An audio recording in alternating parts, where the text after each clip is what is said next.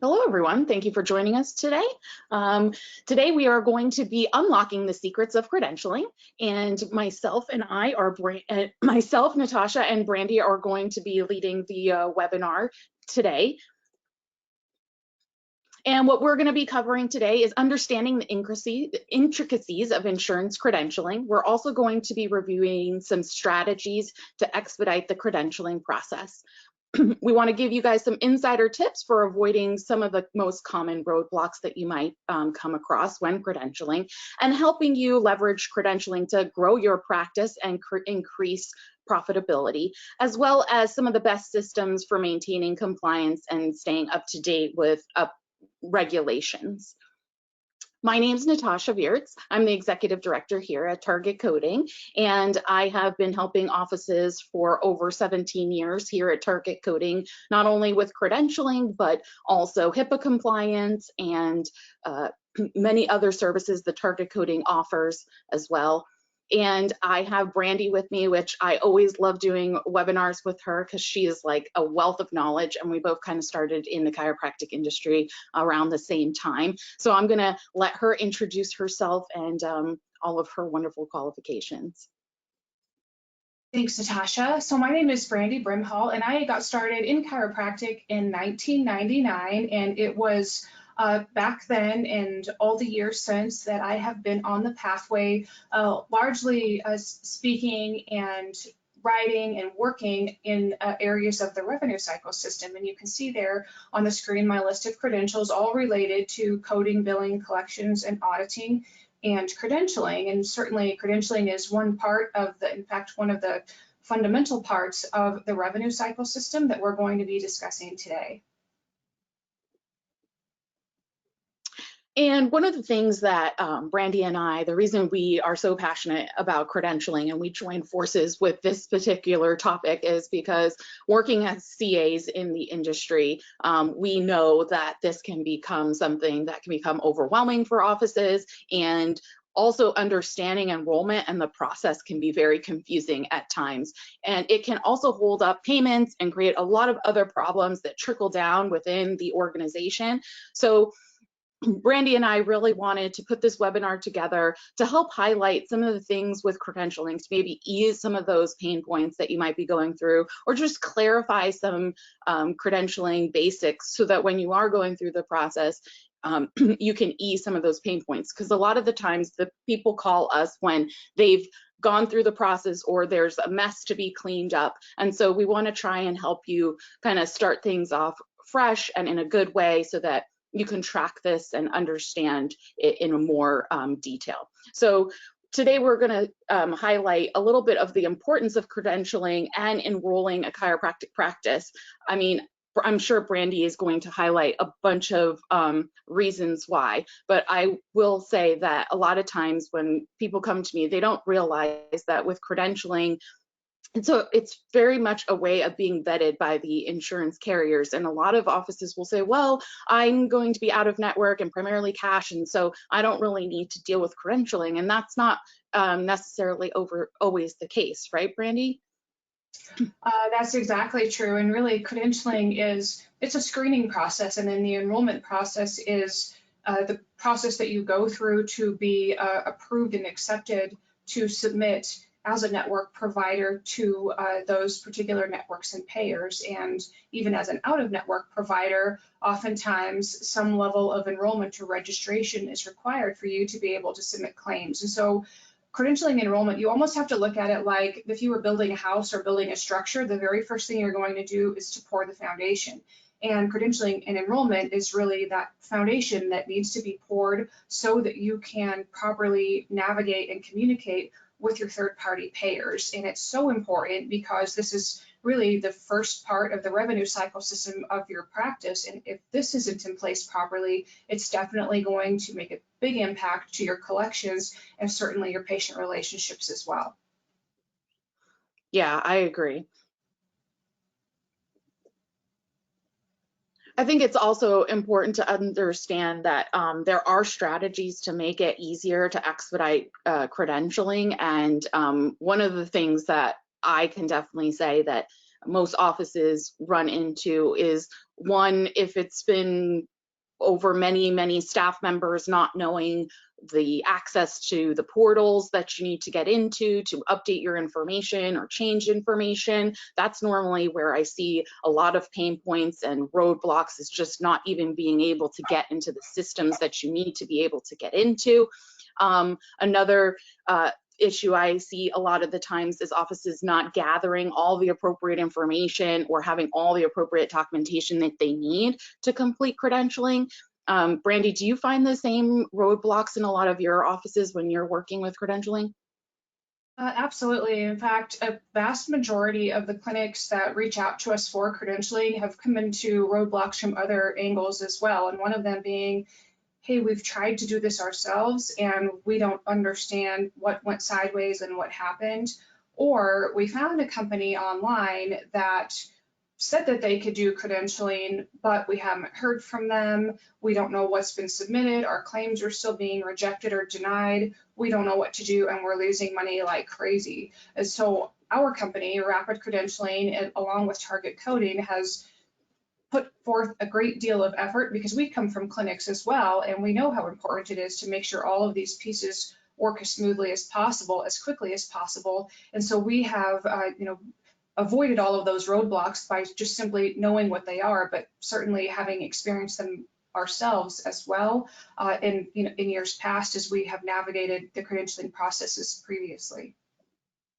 Yeah, I see a lot of the time that it's just not knowing like where to start or what's really needed or how to get there, or just lack of communication, like you said. And that's one of our primary things that we try and do with every office, is keep them up to date on a consistent basis, because we know credentialing is definitely a marathon. It's not going to be a sprint. It takes time. Most credentialing can take upwards to 120 plus days sometimes to get completed and processed. So that can really hold up payments and create issues.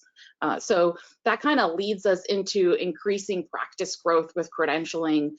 One of the things that a lot of offices don't realize is that not only can credentialing hinder and create problems in the money that you are bringing in and reimbursement, but it can also help increase the profits in the office. And having different strategies and looking into different demographics in your area, understanding the different carriers and understanding what they pay and what you're agreeing to, can really make the difference about what you're going to be reimbursed. And I know, Brandy, you have really a good handle on this, because you see on a regular basis what the reimbursement is for most insurance carriers across the nation. Do you find that credentialing can really affect the profitability of a office, regardless if it's in or out of network? Absolutely. The thing with credentialing, like I mentioned a few moments ago, it really is the foundation. So this is going to determine your network status, if you're eligible to submit claims to a payer, how you're going to be able to communicate and what you're going to be able to communicate to your patients, and certainly what you can expect as allowed amounts for covered services in every region across the country from every single payer. So credentialing, again, it's that foundation that you need to make sure is laid properly, and that you understand what that looks like for your own clinic. So again, you can communicate properly in claims with your payers, communicate properly in financial responsibilities as far as coverage limitations and other expectations with your patients. Credentialing is just such an important piece of the process, because if that isn't managed properly, like Natasha mentioned, credentialing is not a quick and easy process. I like to really look at it as, you work with attorneys for your legal, accountants for your accounting and taxes, and credentialing is a very detail-oriented, very specific, state-specific, payer-specific, provider and provider type-specific process. And it works the best and most efficiently for the clinics when you're working with a team that knows how to navigate that for your practice in your region and for your payers. And so a couple of things that you just definitely want to keep in mind as you're beginning, or even maybe you're already on the pathway of being in practice for a short term or a long term. You definitely want to make sure you're taking the right steps to be credentialed properly, but also make sure your credentials are maintained. Yeah, I think one of the things that me and you come across of a lot of times is that when people get credentialed, sometimes when they get out of school or when they first started, they didn't set up things in a way to make it easy for them to bring on an associate, and they kind of have to start over with credentialing, and they could lose their in-network status with certain payers that might have closed their eligibility to be in the network now, and things of that nature. We come across all sorts of things like this. So, when you are thinking about credentialing, you also want to think a little bit into the future. What are your future thoughts about your practice? Where are you thinking of going? So that when you start your credentialing, you start that off on a good foot, so that as you grow and move forward, it doesn't cause you more pain points when you go to maybe change the way that you're have your credentialing set up with current payers. Another thing is also strategies on maintaining your credentialing. Brandy and I see this all the time, where we get phone calls that all of a sudden we're kicked out of a network and we're not getting paid and we don't understand what happened. And a lot of the time this is just lack of either, again, having access to getting those emails and notifications from those payers because it's going to someone else, or just not knowing where to check on these kinds of things on a regular basis. We try and guide you guys to remind you to keep certain things up to date, like CAQH ProView is an enrollment portal that a lot of offices use to maintain their enrollment information. A lot of times that gets forgotten about and not maintained and attested to on a regular basis. So, insurance companies, they gain access to that system to look to make sure you're up to date with your license, your insurance, et cetera. And sometimes that's not kept up to date and could cause problems. We see it also with PACOS in the Medicare system, where information's not kept up to date or not revalidated after a certain amount of time. So I know, Brandy, you see it all the time when we get phone calls where just credentialing got set up in a weird manner or not appropriately, and then now things have changed and a doctor has an associate coming on and everything has to be changed or restructured. Absolutely, we do. It's definitely not a straight line from A to Z. It's a rabbit hole that we often find ourselves kind of backing into to figure out what happened, when, and where, to unscramble it and make it appropriate for the clinic and what their needs are. With that being said, we work with other professionals that can give us guidance. And so it is supervisors and leadership at payers in different regions that tell us and help us along the way with some of these more complicated situations, so we know that it's exactly right. And we work with consultants as well. And so while we have a great deal of expertise under our own roof here, we certainly reach out to the best of the best to make sure that everything is set up properly with the clinics. And to your point, Natasha, just a moment ago about making sure that you're maintaining your credentials and not being kicked out of networks, I definitely think, and I know we'll touch on it in a moment, but just this past weekend, I heard from two clinics, both were kicked out of Medicare. One was DME enrollments, and the other one was just their traditional enrollment for the chiropractic provider. But you might imagine that that was quite alarming to them, and it was because they had missed their reactivation or their revalidation dates. And so I was working with them this weekend to get that started. So please keep in mind that one strategy for maintaining credentials is to know that credentialing and enrollment isn't something that's one and done. It's something that has to continuously be monitored and maintained. You really have to keep your fingers on the pulse of it and know what the expectations are with your individual portals, payers, and networks, so that something doesn't happen, because ultimately that's going to cost you time, money, and certainly create a great deal of agony that could truly be avoided. Yeah, I agree. I think it's something that we see a lot, and it comes back to the in-office staff being organized, understanding credentialing, understanding the process, and just having access to all the appropriate things. We want to give you guys some strategies for maintaining compliance. I know compliance can be a myriad of things, but today we're just looking through the lens of insurance credentialing. And one of the things is also, when you're credentialing and you finish through the finish line of credentialing, you're going to receive a bunch of things from these payers. There's going to be, the contracts, all the things you've agreed to, how, payments are going to be processed, all of that. So that's also important that you comply with what you've agreed to when you do join these networks and do join these payers, and that you have some way to also continuously, or a system in place to continuously monitor your systems so that you know what needs to be updated when and how and all of that. And one of the things that Brandy has, which I think is just a genius thing to have available to offices, is we know that you guys are just overwhelmed a lot of times. This is like an added thing on your plate that you just do not want to have to be responsible for. So Brandy has created a monitoring service that takes the burden off of most offices. And Brandy, if you could speak a little bit to how that monitoring service works and other, updates and regulation things that offices should be aware of when they're going through the process.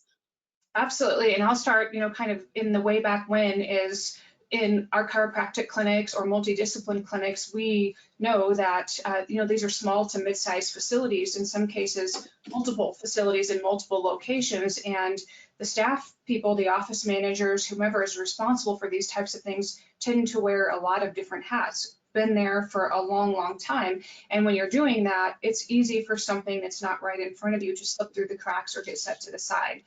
One of those things happens to be, unfortunately, making sure that we have properly revalidated, attested, re-verified all of those requirements in the time frame provided to us and required by us with our portals and with our payers. What happens then is we are taken off provider directories. Eventually we're kicked out of the networks, and then all of a sudden our claims are rejecting, or they're processing out of network, or we have multiple of other problems going on. Obviously, as we know, this doesn't just impact our revenue, but it impacts our patient relationships as well, because even if the claims are processing out of network, the patients get copies of all of those too. And what happens with that? The patients owe more as out of network if we were actually enrolled as in network, and then ultimately we're kicked out of the network because of failing to maintain our credentials. And to be, totally transparent, it's probably 3 to 5 times per week that we get an email or a phone call completely panicked over something like this happening.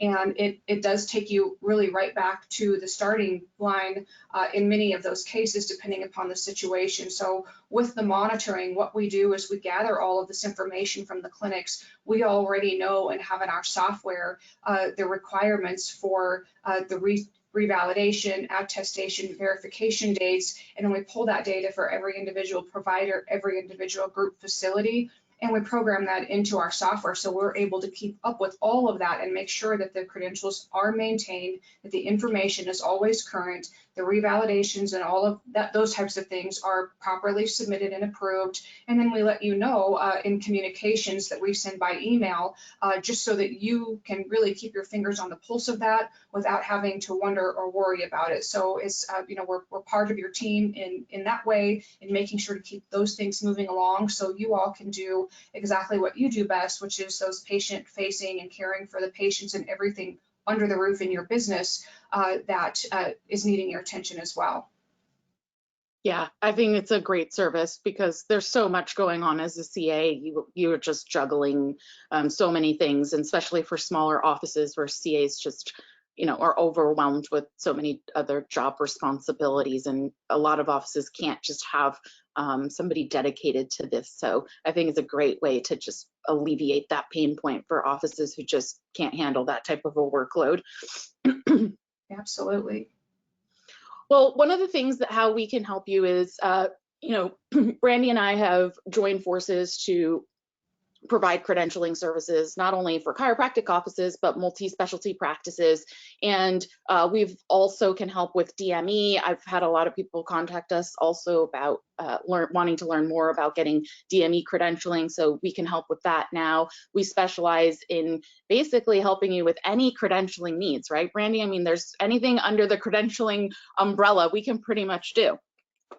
Absolutely. We do a great deal of DME, lots and lots of Medicare, and we are working with clinics of all different sizes across the entire country. So we definitely would love to speak with you, see what your needs are, provide some information, and give you the opportunity to see if you would like for us to assist with your credentialing and or your credential monitoring.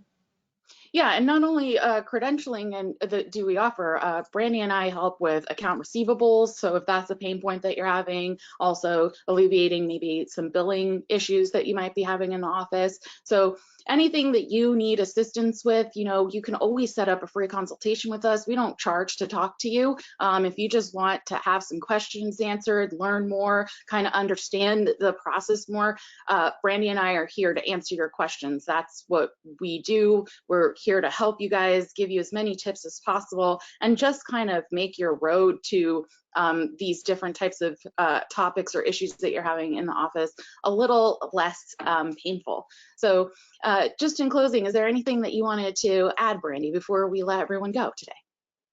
Just make sure to keep in mind the necessities of credentialing. If you're adding a new provider, make sure that you are on top of getting the credentialing going for that provider sooner than later. If you're new to practice, or if you're already established and starting to receive copies of insurance cards or plans that you're not used to submitting to and would like to, we'd love to walk you through that and discuss how we can help.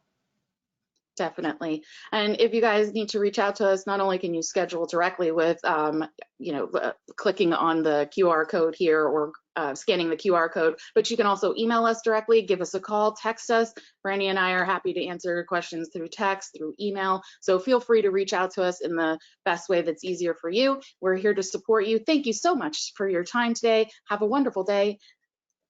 Bye-bye.